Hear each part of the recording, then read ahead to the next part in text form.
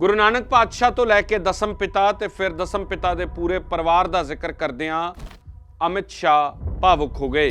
देश के गृह मंत्री ये कहते ने जे नौवें पातशाह ना हुंदे, हिंद ना हुंदा, हिंदू ना हुंदे। अगर गुरु तेग बहादुर न होते तो हम कोई हिंदू न होते, कोई सिख नहीं होता, पूरा भारत समाप्त हो गया। गृह मंत्री ने कहा कि गुरु तेग बहादुर पातशाह नूं पंजाब दी चादर नहीं हिंद दी चादर कहा गया, क्योंकि जे गुरु तेग बहादुर पातशाह ना हुंदे तां अज कोई हिंदू ना हुंदा, हिंद ना हुंदा। उनको हिंद की चादर कहते हैं, उनको पंजाब की चादर नहीं कहा, उनको हिंद की चादर कहा गया। साहिबजादियां दा जिक्र करदे गृह मंत्री अमित शाह कहंदे कि 9 साल दी उम्र बाबा जोरावर सिंह, 7 साल दी उम्र बाबा फतेह सिंह, बहुत सारे लालच ते लोभ दिते गए पर वो डोले नहीं ते उन्होंने शहादत दा जाम पीता। उन्होंने उनको डराया गया, समझाया गया, लोभ दिए गए, मगर सिंह की तरह दहाड़ते हुए कोई लोभ में आए बगैर मृत्यु को पसंद किया। गुरु साहब की वडियाई करते अमित शाह कहते ने कि एक पासे दुख हुंदा है कि इस धरती दे उत्ते छोटे छोटे साहिबजादियां नूं किन्नी क्रूरता दे नाल इस करके मार दिता गया, शहीद कर दिता गया कि उन्होंने आपदा धर्म नहीं बदलिया। पर उन्होंने कहा कि मेरी छाती माण दे नाल फुल जाती है जदों मैं ये महसूस करदा कि मैं उस देश दे विच पैदा होया जिथे एक शख्स ने आपदा सारा परिवार वार दिता। छाती गर्व से फूल भी जाती है। मैं ऐसे देश में पैदा हुआ हूं जहां एक बंदा अपने चारों साहबजादों को देश और धर्म के लिए समर्पित करने से नहीं चूकता है।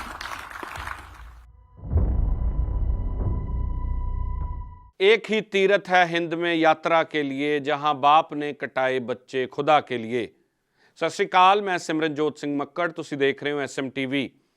साहिबजादियां दी लासानी शहादत नूं समर्पित यह हफ्ता पूरी दुनिया दे विच सिख जिथे चढ़दी कला च रह के उस शहादत नूं याद कर रहे हैं, उत्थे ही ये माण दी गल है कि देश के गृह मंत्री अमित शाह दे वल्लों साहिबजादियां नूं, गुरु साहब नूं ते गुरु साहब दे पूरे परिवार नूं नतमस्तक होके याद किया गया। कुछ दिन पहला हरियाणा की धरती के उत्ते साहिबजादियां की याद दे विच मुख मंत्री नायब सिंह सैनी अते देश के गृह मंत्री अमित शाह दे वल्लों एक प्रोग्राम दे विच शिरकत की गई।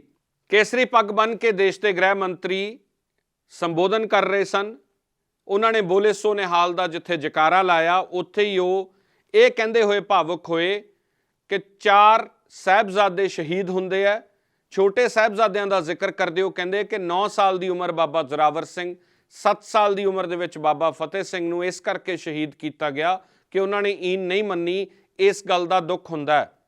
उत्थे ही वो कहते ने पर इस गल का माण भी हुंदा है। छाती गर्व दे नाल माण दे नाल फुल जाती है जदों ये याद करते हैं कि एक शख्स यानी कि गुरु साहब का जिक्र करते हो कहते हैं कि एक शख्स सच खातर अपना पूरा परिवार वार दिंदा है। सरबंसतानी गुरु गोबिंद सिंह महाराज नूं वो नमन करते ने कि मन शोक से भी भर जाता है और गर्व की अनुभूति भी करता है। मैं अभी बाहर एक प्रदर्शनी देखकर आया। यहां एक कलाकार ने बड़े मन से वीर साहबजादों का जीवन कवन रेत से बनाकर दिखाया। जब इनकी शहादत की बात कोई व्यक्त करता है तो एक और तो मन में दुख, दर्द और शोक भी एक टीस उठती है कि जिन्होंने अभी जीवन को देखा ही नहीं था वो बच्चों को इतनी क्रूरता से मार दिया गया, तो शहीद हो गए। और दूसरी ओर छाती गर्व से फूल भी जाती है। मैं ऐसे देश में पैदा हुआ हूं जहां एक बंदा अपने चारों साहबजादों को देश और धर्म के लिए समर्पित करने से नहीं चूकता है। मैं आज जब इस मंच पर आया हूं तब गुरु नानक देव साहब से लेकर दसम पिता तक पूरी सिख गुरु परंपरा को मन पूर्वक प्रणाम कर कर मेरी श्रद्धा व्यक्त करता हूं। ਭਾਵੁਕ ਹੋਏ ਗ੍ਰਹਿ ਮੰਤਰੀ ਕਹਿੰਦੇ ਨੇ ਕਿ ਮੈਂ ਸੋਚਦਾ ਕਿ ਮਾਤਾ ਗੁਜਰ ਕੌਰ ਜੀ ਜਦੋਂ ਛੋਟੇ ਲਾਲਾ ਨੂੰ ਸੋਹਣੀ ਦਸਤਾਰ ਸਜਾ ਕੇ ਕਚਹਿਰੀ ਦੇ ਵਿੱਚ ਭੇਜਦੇ ਨੇ ਤੇ ਫਿਰ ਸ਼ਹਾਦਤ ਲਈ ਭੇਜਦੇ ਨੇ ਤੇ ਉਹਨਾਂ ਨੂੰ ਕਹਿੰਦੇ ਹੋਣਗੇ ਕਿ ਤੁਸੀਂ ਗੁਰੂ ਗੋਬਿੰਦ ਸਿੰਘ ਦੇ ਲਾਲੋਂ ਝੁਕਣਾ ਨਹੀਂ ਹੈ, ਡਰਨਾ ਨਹੀਂ ਹੈ, ਤੇ ਉਹ ਜਾ ਕੇ ਸ਼ਹੀਦ ਹੋ ਜਾਂਦੇ ਨੇ। ਇਹ ਕਹਿੰਦੇ ਉਹ ਜਜ਼ਬਾਤੀ ਹੋ ਰਹੇ ਸੀ, ਪਰ ਵੱਡੀ ਗੱਲ ਹੈ ਕਿ ਘੱਟੋ ਘੱਟ ਅੱਜ ਦੇਸ਼ ਦੇ ਗ੍ਰਹਿ ਮੰਤਰੀ ਤੇ ਦੇਸ਼ ਦੀਆਂ ਸਰਕਾਰਾਂ ਇਸ ਸ਼ਹਾਦਤ ਬਾਰੇ ਗੱਲ ਕਰ ਰਹੀਆਂ। जब दोनों बेटे जिंदा दीवार में चुन लिए गए और वो पिता के मन में कोई भाव नहीं होंगे ऐसा नहीं है, मगर उन्होंने इस भाव को कभी ऊपर नहीं आने दिया और दोनों बेटे दीवार में चुनवा लिए गए और जुर्म और धर्मांधता की एक प्रकार से इंतहा का उदाहरण मुगलों ने दुनिया ने के सामने रखा। और मुझे तो आज भी वो पल की मैं थोड़ा रिवाइंड कैसेट चलाकर दिमाग में सोचता हूं कि माता गुजरी ने पगड़ी ढंग की बांधकर बच्चों को वहां भेजा होगा, वो मां के हृदय पर क्या गुजरी होगी अपने पोतों को वहां भेजना और इतनी बहादुरी से भेजना कि तुम गुरु गोविंद सिंह जी के बेटे हो, कहीं झुकना मत, डरना मत, धर्म के लिए अड़िग रहना। वो संस्कार बहुत कम लोग अपने बच्चों को दे पाते हैं। ਸਾਹਿਬਜ਼ਾਦਾ ਬਾਬਾ ਫਤਿਹ ਸਿੰਘ ਬਾਬਾ ਜ਼ੋਰਾਵਰ ਸਿੰਘ ਨੂੰ ਯਾਦ ਕਰਦੇ ਹਾਂ। ਗ੍ਰਹਿ ਮੰਤਰੀ ਕਹਿੰਦੇ ਨੇ ਕਿ 9 ਸਾਲ ਤੇ 7 ਸਾਲ ਦੀ ਉਮਰ 'ਚ ਇੰਨੀ ਛੋਟੀ ਉਮਰ ਦੇ ਵਿੱਚ ਬੱਚਿਆਂ 'ਚ ਇਹ ਭਾਵਨਾ, ਇਹ ਜਜ਼ਬਾ ਸ਼ਾਇਦ ਮਾਤਾ ਗੁਜਰ ਕੌਰ ਜੀ ਦੇ ਵੱਲੋਂ ਆਇਆ। ਦਾਦੀ ਮਾਂ ਨੇ ਆਪਣੇ ਪੋਤਿਆਂ ਦੇ ਵਿੱਚ ਗੁਰੂਆਂ ਦੇ ਉਸ ਬਲਿਦਾਨ ਦੀ ਕਹਾਣੀ ਤੇ ਉਹਨਾਂ ਸੰਸਕਾਰਾਂ ਨੂੰ ਪਾਇਆ, ਜਿਸ ਕਰਕੇ ਇੰਨੀ ਦ੍ਰਿੜਤਾ ਦੇ ਨਾਲ ਉਹ ਸ਼ਹਾਦਤ ਦਾ ਜਾਮ ਪੀ ਗਏ। ਇਹ ਸੋਚ ਕੇ ਵੀ ਰੌਂਗਟੇ ਖੜੇ ਹੋ ਜਾਂਦੇ ਆ। जिन साहबजादों की बात करना चाहते हैं, बाबा जोरावर सिंह जिनकी उम्र सिर्फ 9 साल थी,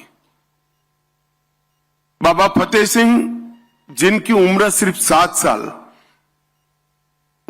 उनको डराया गया, समझाया गया, लोभ दिए गए, मगर सिंह की तरह दहाड़ते हुए कोई लोभ में आए बगैर मृत्यु को पसंद किया, क्योंकि मैं इस पिता का बेटा हूं जो इस देश के लिए, इस देश का अपने धर्म के लिए कोई बलिदान देते हुए पीछे नहीं हटता है। ये भावना इतने बच्चे में, इतनी कम आयु में पैदा भी नहीं हो सकती है। शायद माता गुजरी का संसर्ग ही होगा, संपर्क ही होगा, जिसने गुरुओं के पूरे संस्कार इस बच्चों में फूट फूट कर भरा दिए। मित्रों, जब हम आज इतने सालों के बाद हम इस घटना का याद भी करते हैं तो रोंगटे खड़े हो जाते हैं। देश भर के युवाओं को, चाहे किसी भी प्रदेश में बसते हो, उसमें उनको दसम पिता का जीवन, कवन और साहबजादों की शहीदगी ये बताना हम सबका राष्ट्रीय दायित्व है। ਦਸਮ ਪਿਤਾ ਬਾਜਾ ਵਾਲੇ ਸਤਿਗੁਰੂ ਗੁਰੂ ਗੋਬਿੰਦ ਸਿੰਘ ਮਹਾਰਾਜ ਦਾ ਜ਼ਿਕਰ ਕਰਦਿਆਂ ਗ੍ਰਹਿ ਮੰਤਰੀ ਇਹ ਗੱਲ ਕਹਿੰਦੇ ਨੇ ਕਿ ਵੀਰ ਤਾਂ ਦੁਨੀਆ 'ਚ ਬਹੁਤ ਪੈਦਾ ਹੁੰਦੇ ਹੈ, ਪਰ ਹਰ ਵੀਰ ਦੇ ਵਿੱਚ ਬਲਿਦਾਨ ਦਾ, ਸੈਕਰੀਫਾਈਸ ਦਾ ਗੁਣ ਨਹੀਂ ਹੁੰਦਾ। ਗੁਰੂ ਗੋਬਿੰਦ ਸਿੰਘ ਮਹਾਰਾਜ ਉਹ ਵਾਹਿਆਤ ਸ਼ਖਸੀਅਤ ਨੇ ਜਿਹੜੇ ਵੀਰਤਾ ਦੇ ਵੀ ਸਿਖਰ ਸੀ, ਜਿਹੜੇ ਵੀਰ ਵੀ ਸੀਗੇ, ਪਰ ਨਾਲ ਹੀ ਨਾਲ ਬਲਿਦਾਨ ਦਾ, ਸੈਕਰੀਫਾਈਸ ਦਾ ਗੁਣ ਵੀ ਸੀਗਾ। वीरता और बलिदान दो अलग गुण हैं। कई वीर होते हैं, इनमें बलिदान का गुण नहीं होता है। वीर होते हैं, दुनिया में सबसे बड़े वीर के वीर भी देखे गए हैं, मगर बलिदान का गुण नहीं होता है, समर्पण का गुण नहीं होता है। दशम पिता में वीरता भी थी और बलिदान भी थी। वो भी लड़े, कभी हार नहीं स्वीकार करी। मगर जब दो बेटे चमकौर साहिब में लड़ने के लिए बाहर निकलने के लिए तैयार हुए, उन्होंने जरा भी दया माया दिखाए बगैर हंसते हंसते कहा, सब जा रहे हैं, तुझे भी जाना चाहिए। और वो भी कोई लड़ने की उम्र नहीं थी, मगर दोनों बेटे को, और युद्ध का परिणाम तो तय था। कच्ची घड़ी के अंदर बैठे थे, चारों ओर समंदर जैसी सेना थी। युद्ध में क्या परिणाम आना था? शहीदगी ही आनी थी। इतने विचक्षण योद्धा को ये मालूम नहीं था क्या? उसको मालूम था, मगर उसने कहा कि धर्म के लिए अगर बलिदान की जरूरत है तो मेरे घर से शुरुआत होनी चाहिए, मेरे साहबजादों ने शुरुआत करनी चाहिए। और दोनों साहबजादे वहां पर शहीद हो गए। हिमालय की तरह अड़िग रहकर लड़े। भूख, प्यास, भय, संख्या की विषमता, ये सब होने के बावजूद भी लड़े। और बाबा अजीत सिंह जी और बाबा जुझार सिंह जी 18 साल और 14 साल, 14 साल के बाबा जुझार सिंह जी जब गए तो मुगल भी दांतों में उंगली दबाकर देख गए कि किस मिट्टी से गुरु गोविंद सिंह जी बने हैं। अपने बेटे को, 14 साल के बेटे को यहां लड़ने भेज दिया। और मित्रों, ये बहुत बड़ी बलिदान के संस्कार को सालों तक आगे ले जाने वाला ये पल था। अक्सर ये सवाल ਹੁੰਦਾ है कि सत्ताधारी पार्टी, देश ਨੂੰ ਚਲਾਉਣ ਵਾਲੀ बीजेपी ਸਿੱਖਾਂ ਬਾਰੇ ਕੀ ਸੋਚਦੀ ਹੈ? ਗ੍ਰਹਿ ਮੰਤਰੀ ਅਮਿਤ ਸ਼ਾਹ ਸਿੱਖਾਂ ਬਾਰੇ ਕੀ ਸੋਚਦੇ ਨੇ?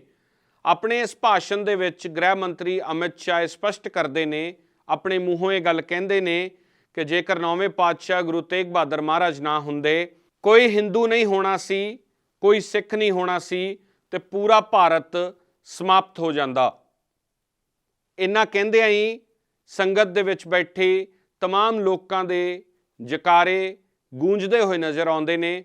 ਪੂਰੇ ਪੰਡਾਲ ਦੇ ਵਿੱਚ ਬੋਲੇ ਸੋ ਨਿਹਾਲ, ਸਤਿ ਸ੍ਰੀ ਅਕਾਲ ਦੇ ਜਕਾਰਿਆਂ ਦੇ ਨਾਲ ਪੂਰੀ ਸੰਗਤ ਗੂੰਜ ਉੱਠਦੀ ਹੈ ਤੇ ਅਮਿਤ ਸ਼ਾਹ ਇਸ ਗੱਲ ਦਾ ਇਸਤਕਬਾਲ ਵੀ ਕਰਦੇ ਨੇ। हिंदी चादर नवम गुरु। मैं कई बार मेरे मत क्षेत्र में गुजरात में भी कहा हूं, अगर गुरु तेग बहादुर न होते तो हम कोई हिंदू न होते, कोई सिख नहीं होता, पूरा भारत समाप्त हो गया होता।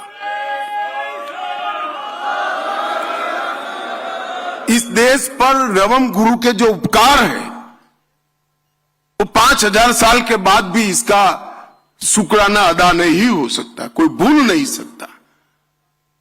जब कश्मीर के पंडित उनके पास गए और कहा हमारा जबरन धर्म परिवर्तन हो रहा है, हमें बचाइए, आप ही बचा सकते हैं, तब उन्होंने, उनके मुख से एक वाक्य निकला कि ये जुल्म तभी रुकेगा धरती कोई महान आत्मा का बलिदान मांगती है।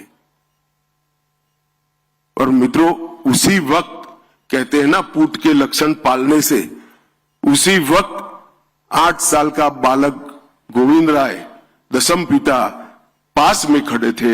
उन्होंने क्षण का भी विचार करके करे बगैर कहा कि आपसे महान कौन हो सकता है, अगर बलिदान देना है तो आपको ही देना चाहिए। एक 8 साल का बच्चा अपने पिता को कहता है कि आप तो बड़े महान हो, अगर बलिदान देना है तो आपको देना चाहिए, रोक के धर्म परिवर्तन को। और फिर नवम गुरु की वो महान यात्रा दिल्ली तक की, और औरंगजेब को कहा कि धर्म परिवर्तन बंद करो, मुझे अगर धर्म परिवर्तित कर देते हो तो पूरा भारत धर्म परिवर्तन करने के लिए तैयार है। और जो यातनाओं का वर्णन है, मैं तो यहां बोलना भी नहीं चाहता, बोल भी नहीं सकता। इतनी यातनाएं सहन करने के बाद भी जुल्मी और अत्याचारी लोगों के सामने अपने मक्कम इरादों को कभी उन्होंने पिघलने नहीं दिया। ढेर सारी यातनाएं सहन कर कर अपना बलिदान दिया। दिल्ली का शीशगंज गुरुद्वारा आज भी और सैकड़ों साल बाद भी सभी देशभक्तों के लिए सबसे बड़ा तीर्थ स्थान बना हुआ पड़ा है। और ये सभी देश के लोगों को दिखाता है कि एक व्यक्ति अगर चाहे तो शासक कितना भी जुर्मी हो कुछ नहीं कर सकता। व्यक्ति का बलिदान उसको शासक से ऊपर उठा लेता है। और तिलक और जनेऊ इसकी रक्षा के लिए, हिंदुओं की रक्षा के लिए, स्वधर्म की रक्षा के लिए उन्होंने अपना बलिदान दिया। और कोई दुनिया के इतिहास में बलिदान नहीं मिलता ऐसा। कई लोग लड़ते हैं, लड़ना चाहिए, लड़ते हैं, उसमें जय पराजय दोनों होता है। मगर आप जब जाकर कहकर जाते हो ऐसे जुर्मी शासक के सामने कि आप अगर मुझे धर्म परिवर्तित कर दोगे तो पूरा भारत धर्म परिवर्तित हो जाएगा। उनको मालूम था कितने अत्याचार होंगे और उनको डराने के लिए उनके साथियों पर भी अत्याचार किए गए हिम्मत तोड़ने के लिए। मगर जरा भी डिगे बगैर अपना बलिदान दिया। और वही प्रेरणा दशम पिता के लिए एक बहुत बड़ा संस्कार का स्रोत बन गई।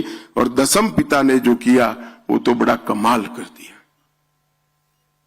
खालसा पंथ की स्थापना की और उनको कई लोग आज भी झिझकते हैं। मगर मैं हमेशा कहता हूं कि ये नवम गुरु और दशम पिता न होते तो भारत में कोई भी ना हिंदू होता ना सिख होता, सब हमारे संस्कार धर्म समाप्त हो जाते। और इसीलिए उनको हिंद की चादर कहते हैं। उनको पंजाब की चादर नहीं कहा, उनको हिंद की चादर कहा गया। पूरे इतने विशाल देश के सभी धर्मों की रक्षा के लिए उन्होंने अपना बलिदान दिया। गृह मंत्री अपने भाषण 'ਚ भी कहते हैं कि प्रधानमंत्री नरेंद्र मोदी कर्मा वाले प्रधानमंत्री ने, इस करके नहीं कि वो 3 बार प्रधानमंत्री बने या चोन जिते। उन्होंने कहा कि गुरु नानक पातशाह तो लैके दसम पिता तक गुरुआं दे जीवन दे नाल संबंधित वड्डियां घटनावां यानी कि पहली पातशाही का 550 साला प्रकाश पुरब, दसम पिता का 350 साला प्रकाश पुरब, गुरु तेग बहादुर पातशाह का 350 साला शहीदी दिहाड़ा, गुरु तेग बहादुर पातशाह का 400 साला प्रकाश पुरब, ये तमाम नरेंद्र मोदी के कार्यकाल दे विच आए और इस करके वो कर्मा वाले ने। पर नाल ही उन्होंने सिखां वास्ते कीते अपने कम्मां नूं भी गिणवाया। धर्म के प्रति श्रद्धा, देश के प्रति लगाव और धर्म और देश के लिए शहीदगी का भाव, वो छिपाने की बात नहीं है। इसका महिमा मंडन होना चाहिए। छोटे बच्चों को आज भी साहबजादों की तस्वीर से, इनकी बलिदान से प्रेरणा मिलनी चाहिए। और मोदी जी ने बहुत मन से तय किया कि 9 जनवरी 2022 को प्रकाश पर्व के दिन ने तय किया कि 26 दिसंबर को पूरे देश में वीर बाल दिवस मनाया जाएगा और पूरा देश गुरुओं के वो वीर बालकों के प्रति शुक्राना अर्ज करेगा। आज मैं यहां आया हूं, 3 साल हो गए। 3 साल से इस देश की केरल हो या तमिलनाडु, गुजरात हो या बंगाल, हर प्राथमिक स्कूल के अंदर साहबजादों का 26 दिसंबर को जीवन कवन पढ़ा जाता है। उनके जीवन पर निबंध लिखने की स्पर्धा होती है और उसमें दोनों साहबजादों के नाम से इनाम भी दिया जा सकता है, इनाम भी दिया जाता है। आप कल्पना करिए कितने करोड़ों बच्चों के लिए आज ये दोनों वीर बालक, गुरु के दोनों साहबजादे, दोनों शहीद बालक हमारे, वो प्रेरणा का स्रोत बन गए। और कई पिताओं के लिए भी स्रोत बने। कई पिता प्रार्थना करते होंगे कि ईश्वर बेटा देना तो ये शहीद साहबजादों जैसा देना जो मुझे भी अमर कर दे इतिहास में। मित्रों, एक प्रकार से नरेंद्र मोदी जी बहुत भाग्यवान प्रधानमंत्री हैं। इसलिए नहीं कि 3 बार चुनाव जीत गए, 3 बार प्रधानमंत्री बने। देखिए, उनके ही प्रधानमंत्री काल में गुरु तेग बहादुर जी का 350वां शहीदी दिवस आया। नानक देव जी महाराज का 550वां प्रकाश पर्व आया। तेग बहादुर जी का 400वां प्रकाश पर्व आया और सर्वंसदानी दसम पिता का 350वां भी प्रकाश पर्व उन्हीं के कालखंड के आया। ये भी गुरुओं की कृपा है कि एक ही प्रधानमंत्री के कालखंड में प्रथम गुरु नानक देव जी महाराज से लेकर दसम पिता तक सभी के जीवन से जुड़ी हुई घटनाएं आई और ये पूरी सिख गुरुओं की परंपरा को देश और दुनिया के सामने रखने में नरेंद्र मोदी सरकार ने कोई कसर नहीं रखी। इस पेशकश 'ਚ इजाजत दिओ। धन्यवाद।